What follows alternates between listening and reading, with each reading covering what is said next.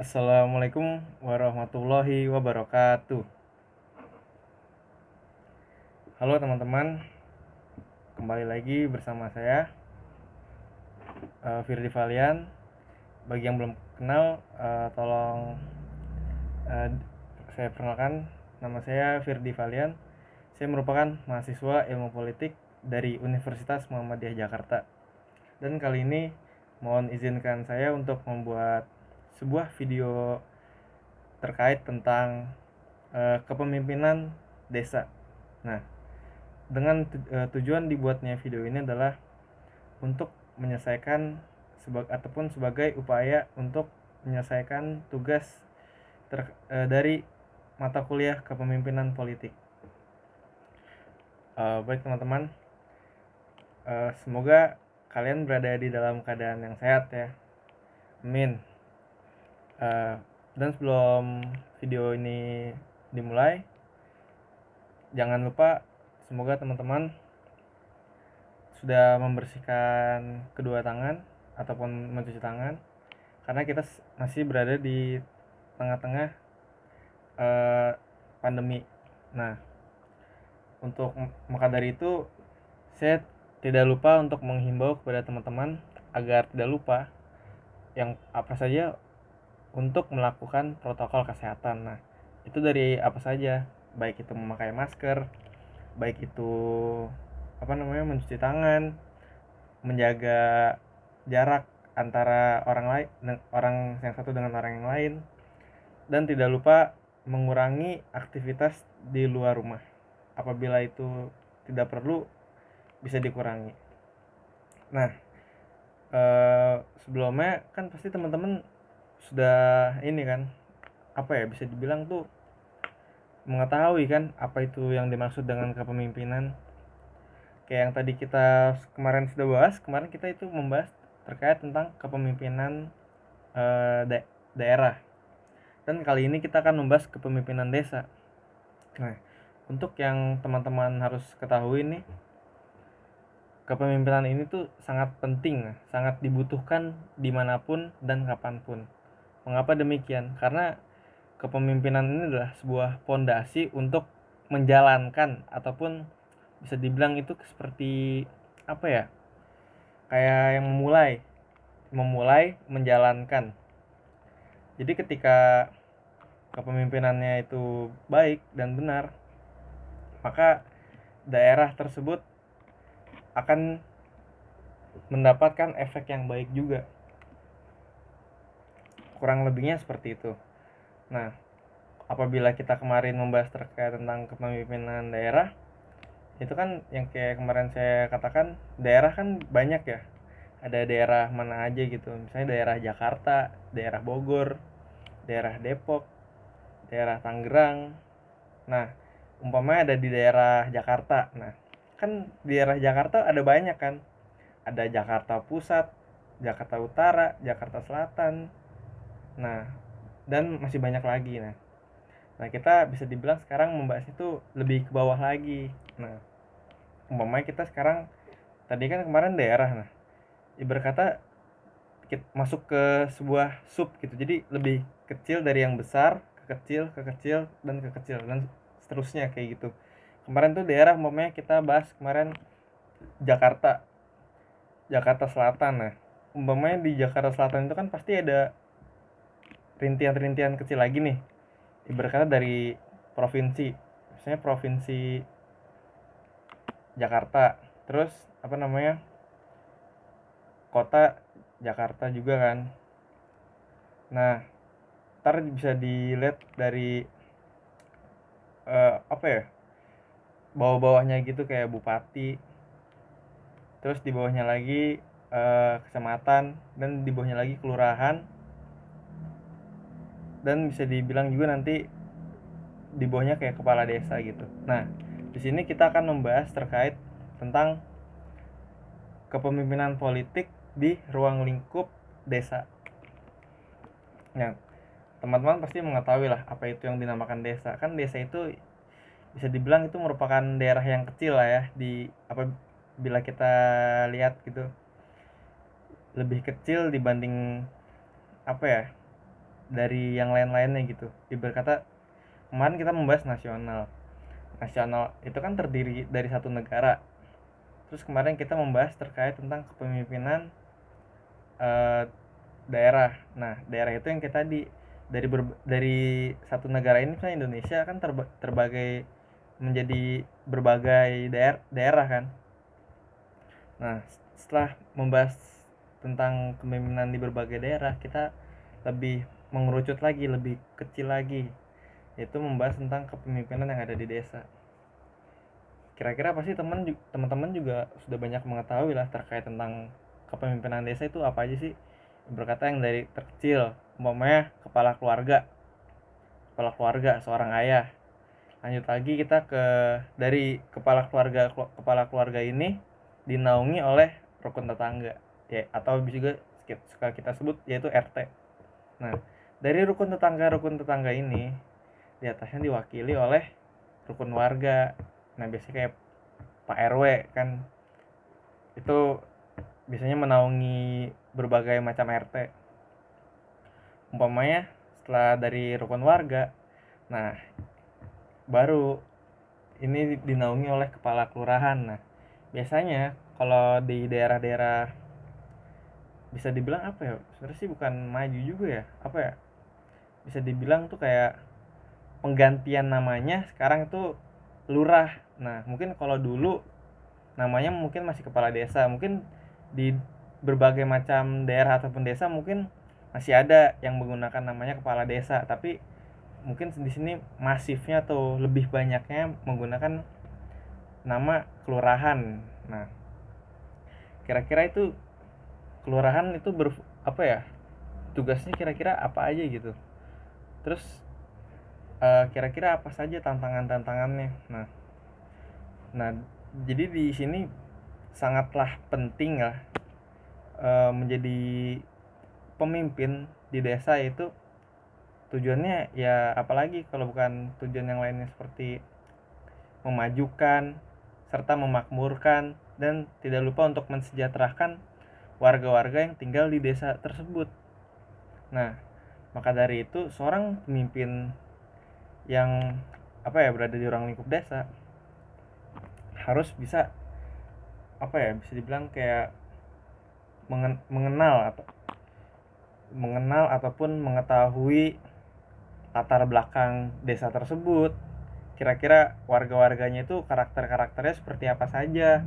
Nah, dan tidak lupa dari itu, seorang kepala desa juga harus dapat membuat desa tersebut lebih baik dari sebelumnya.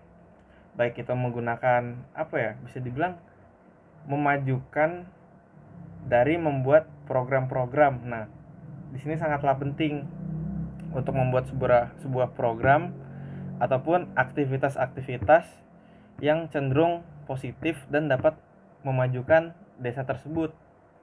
Umpamanya kalau di daerah-daerah kita kan pasti teman-teman juga banyak tuh kayak dimulai dari menjaga kesehatan kan biasanya di apa ya kayak di desa-desa gitu kan biasanya ada kerja bakti, biasanya tuh rentangnya seminggu sekali. Nah, itu juga merupakan sebuah program yang baik untuk ditetapkan. Misalnya setelah kerja bakti melakukan olahraga bersama-sama. Nah, setelah itu tidak lupa itu kan kerja bakti dan olahraga kan berada di bidang kesehatan kan. Nah, umpamanya di dalam apa namanya bidang yang lain, umpamanya kayak ibu-ibu apa ya PKK kan.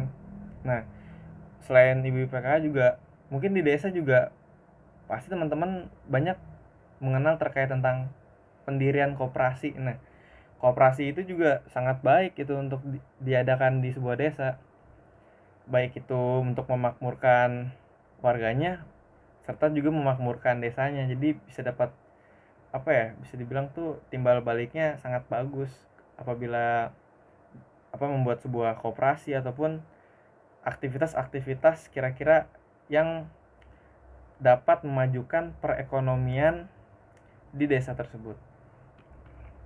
Nah, selanjutnya itu apa ya? Selain membuat desa maju, seorang kepala desa juga harus dapat apa ya? Kayak mengenal gitu karakter masing-masing dari karakter warga-warganya. Mengapa demikian saya katakan? Karena apabila ketika kita menjadi seorang pemimpin, kita harus mengetahui bawahan-bawahan kita karakternya seperti apa agar kita dapat membantunya dalam menjalankan tugasnya. Nah, umpama seperti ini. Analoginya, setiap orang itu tidak bisa apa ya? Kayak digunakan cara yang berbeda gitu. Apa yang digunakan cara yang sama.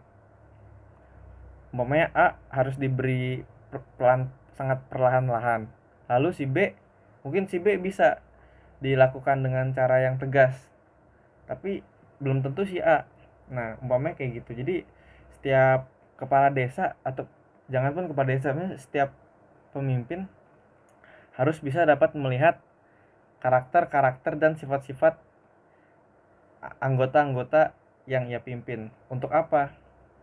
Ya tentunya untuk memudahkan seorang pemimpin tersebut dalam melaksanakan kepemimpinannya. Nah, selain itu juga masih banyak lagi. Sebentar ya, coba saya lanjutkan lagi. Nah, selain itu apa ya? Bisa dibilang tuh kepala desa itu juga mempunyai peran yang sangat penting gitu. Baik itu di dalam masyarakat. Nah, itu kenapa? Karena kedudukannya sebagai kepanjangan tatanan negara dekat dengan masyarakat, dan itu juga balik lagi sebagai pemimpin masyarakat tersebut. Jadi bagaimanapun itu seorang kepala desa itu harus dapat melaksanakan tugasnya dengan baik. Nah, melaksanakan tugasnya dengan baik itu bagaimana? Ya dengan cara yang tadi saya bilang, menggunakan apa ya? Baik itu dari menjalankan program-programnya, membuat program baru agar dapat apa ya? Desanya itu bisa lebih maju, serta mengenal karakter-karakter eh, apa ya? Warga-warganya dan masyarakat-masyarakat yang tinggal di desa tersebut. Dengan cara tersebut, saya yakin pasti seorang kepala desa dengan kriteria tersebut dapat menjalankan kepemimpinannya dengan baik dan dengan benar. Serta desa tersebut yang ia pimpin akan dapat berkembang lebih baik dan lebih baik lagi tentunya. Mungkin itu pembahasan secara ini apa ya? Umumnya gitu atau secara awamnya. Nah, selain itu saya juga akan dapat ini menjelaskan kepada teman-teman gaya-gaya apa saja terkait kepemimpinan kepala desa.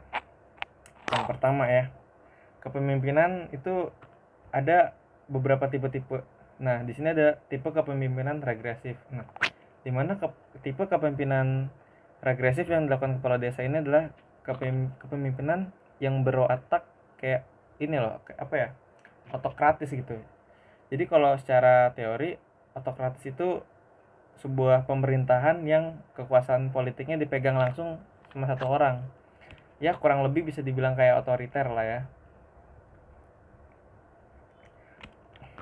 Nah, dan masih ada lagi yang kedua, yaitu kepemimpinan konservatif. Nah, itu merupakan kepemimpinan yang ditandai dengan hadirnya kepala desa yang bekerja.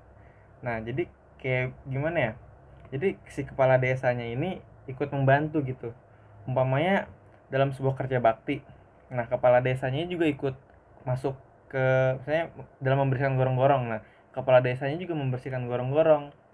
Beda lagi kayak tadi yang kayak otoriter. Nah, kalau otoriter itu hanya bisa dibilang apa ya, kasarnya itu kayak menyuruh gitu.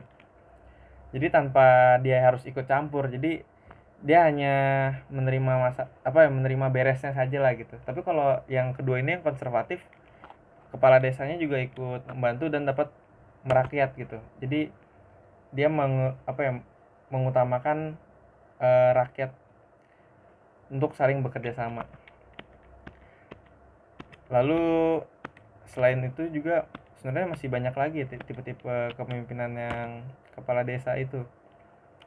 Yang ketiga nih, nah kepemimpinan inovatif merupakan kepemimpinan yang ditandai adanya kesadaran baru. Nah, untuk mengelola kekuasaan demi kepentingan masyarakat yang banyak.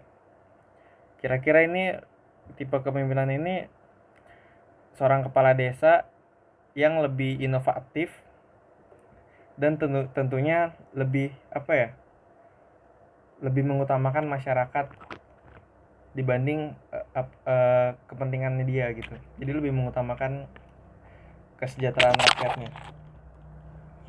Mungkin itu kayaknya teman-teman secara teori, apa ya, menurut dari beberapa riset, kira-kira di kepala desa itu gaya-gaya kepemimpinan itu seperti itulah mungkin. Sebenarnya sih kalau dilihat-lihat ya, semua kepemimpinan itu baik itu yang ada di desa ataupun yang daerah ataupun tingkat nasional ataupun internasional, sebenarnya itu gaya-gaya kepemimpinan itu hampir sama. Jadi kayak ada yang tadi yang kayak bilang, kayak ada yang otoriter, yang maunya sendiri, yang kedua ada yang saling membantu, serta yang ketiga ada yang paling sangat memprioritaskan rakyatnya gitu. Jadi dibanding dia memprioritaskan dirinya. Jadi secara apa ya, bukan secara umum, jadi secara luasnya itu semua tipe kepemimpinan itu sama saja, tapi bedanya apa? Bedanya mungkin hanya ruang lingkupnya yang ia pimpin. Mungkin hanya sekian yang bisa saya jelaskan. Semoga yang bisa saya sampaikan bisa bermanfaat kepada teman-teman. Apabila saya menjelaskannya kurang jelas, mohon dimaafkan. Mungkin apabila ada teman-teman yang ingin bertanya, monggo silakan tanya di kolom komentar. Insya Allah sebisa saya akan saya jawab. Dan apabila teman-teman ada yang ingin mengoreksi saya, silakan teman-teman juga bisa menulisnya di kolom komentar agar kita bisa belajar bersama-sama. Oke, kurang lebihnya mohon maaf. Wassalamualaikum warahmatullahi wabarakatuh.